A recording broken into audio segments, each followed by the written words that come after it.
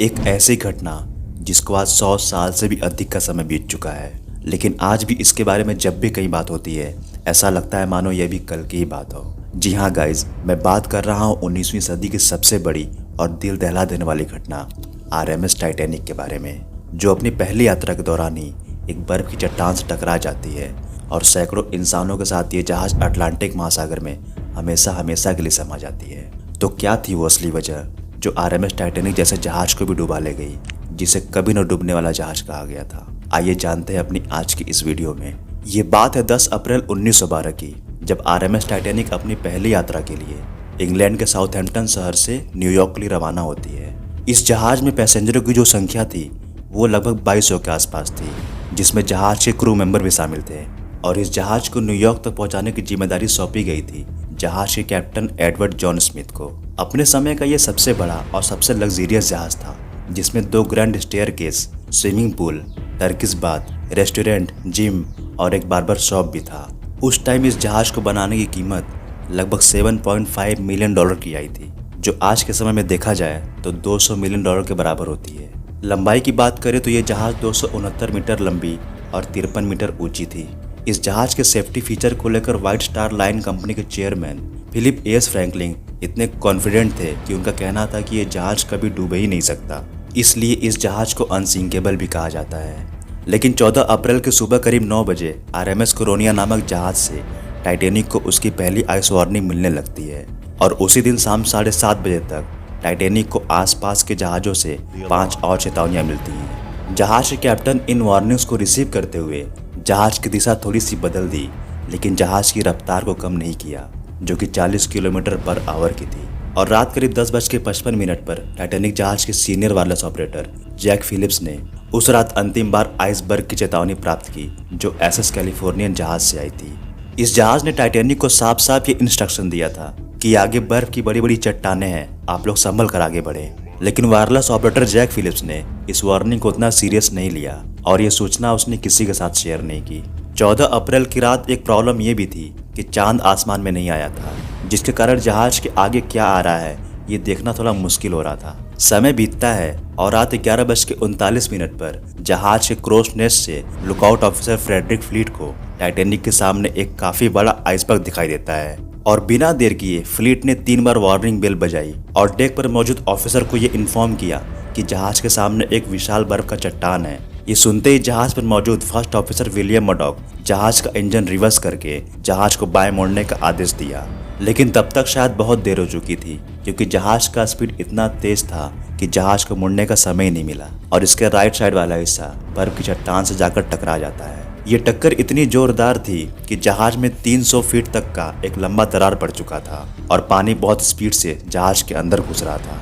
लेकिन हर किसी को ये लग रहा था कि ये जहाज तो अनसिंकेबल है, ये डूब ही नहीं सकता, क्योंकि इस जहाज का सेफ्टी फीचर देखा जाए तो इसमें 2 बॉटम हल लगे हुए थे, जिसमें से एक टूट भी जाए तो दूसरा बॉटम हल जहाज को डूबने नहीं देगा। लेकिन प्रॉब्लम ये थी कि जहाज का टक्कर राइट साइड में हुआ था, जहां पर कोई भी बॉटम हल नहीं लगा हुआ था। लेकिन जहाज में मौजूद ऑफिसर्स को जब ये पता चला कि जहाज के 16 वाटर टाइट कंपार्टमेंट में से 5 कंपार्टमेंट ऑलरेडी पानी से भर चुके हैं, तब वो समझ गए कि अब इस जहाज को डूबने से कोई नहीं बचा सकता, क्योंकि इस जहाज को इस तरह से डिजाइन किया गया था कि 16 वाटर टाइट कंपार्टमेंट में से अगर 4 कंपार्टमेंट भी पानी से भर जाए तो फिर भी ये जहाज पानी में तैर सकता था। लेकिन 5वें कंपार्टमेंट में पानी भरने के बाद जहाज के बाकी सारे कंपार्टमेंट में भी पानी भरने लगा था। रात करीब 12:15 बजे कैप्टन स्मिथ ने जैक फिलिप्स को एक डिस्ट्रेस सिग्नल भेजने को बोला कि यदि कोई जहाज हमारे आसपास है तो आके हमारी मदद करे।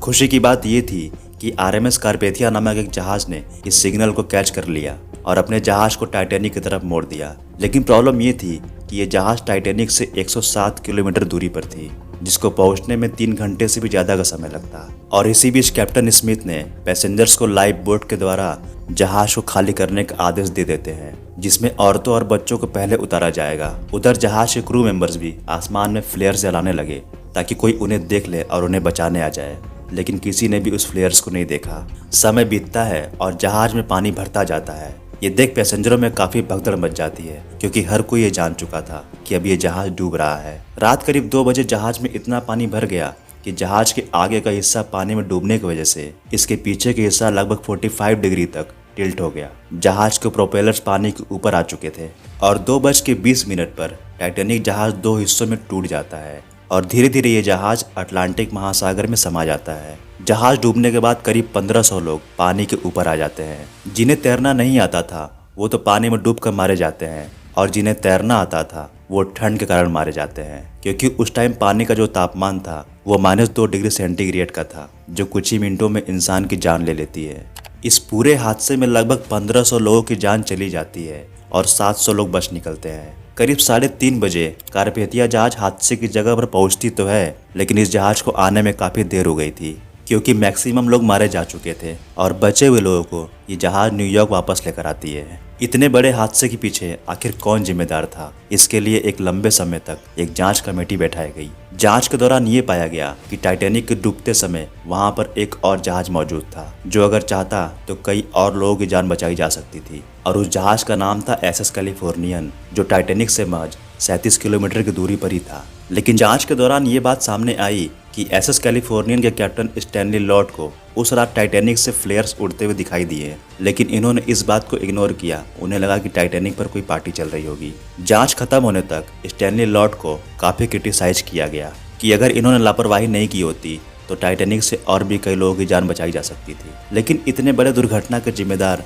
अकेले स्टैनली लॉर्ड को मानना सही नहीं होगा, क्योंकि और भी कुछ ऐसे रीजंस है जिसके बारे में अगर ध्यान दिया गया होता तो शायद RMS टाइटैनिक को डूबने से बचाया जा सकता था। पहले रीजन की बात करें तो टाइटैनिक के चलने से पहले कैप्टन स्मिथ के द्वारा जहाज पर एक सेफ्टी ड्रिल कंडक्ट किया जाना था, जो उस दिन कैंसिल कर दिया गया था। दूसरा ये कि जहाज पर उस दिन सिर्फ 20 लाइफ बोट्स ही मौजूद थी, और तो और जब पहले लाइफ बोट को नीचे उतारा गया तो उसमें केवल 27 लोगों को ही बैठाया गया था, जबकि उसकी कैपेसिटी 65 लोगों को बैठाने की थी। अगली लापरवाही हुई जहाज के वायरलेस ऑपरेटर जैक फिलिप्स के द्वारा, जिसने आइसबर्ग के सबसे इंपॉर्टेंट वार्निंग्स को इग्नोर किया जो SS कैलिफोर्नियन जहाज से आई थी। चौथा ये कि उस रात लुकआउट पॉइंट पर जो ऑफिसर्स मौजूद थे उनके पास दूरबीन ही नहीं थी। अगर उनके पास दूरबीन होती तो वो बर्फ की चट्टान को बहुत पहले ही देख लिए होते और इतनी बड़ी दुर्घटना को होने से बचाया जा सकता था। एक रीजन और भी बताया जाता है जहाज की रफ्तार को लेकर। कहा जाता है कि कैप्टन स्मिथ के ऊपर व्हाइट स्टार लाइन कंपनी का दबाव था कि जहाज को पूरी रफ्तार से आगे बढ़ाए, क्योंकि उन दिनों जहाजों में एक कंपटीशन चलता था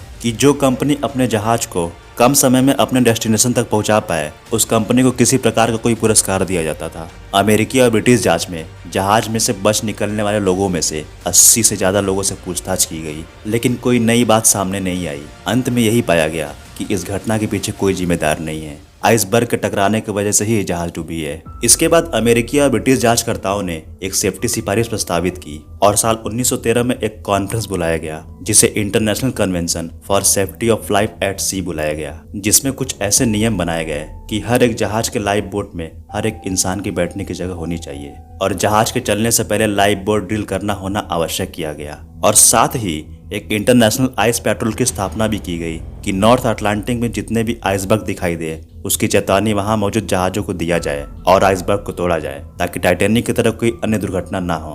तो गाइज, आई होप कि आपको ये वीडियो थोड़ी भी इन्फॉर्मेटिव लगी हो। अगर वीडियो पसंद आई हो तो एक लाइक जरूर कर देना। Thank you so much.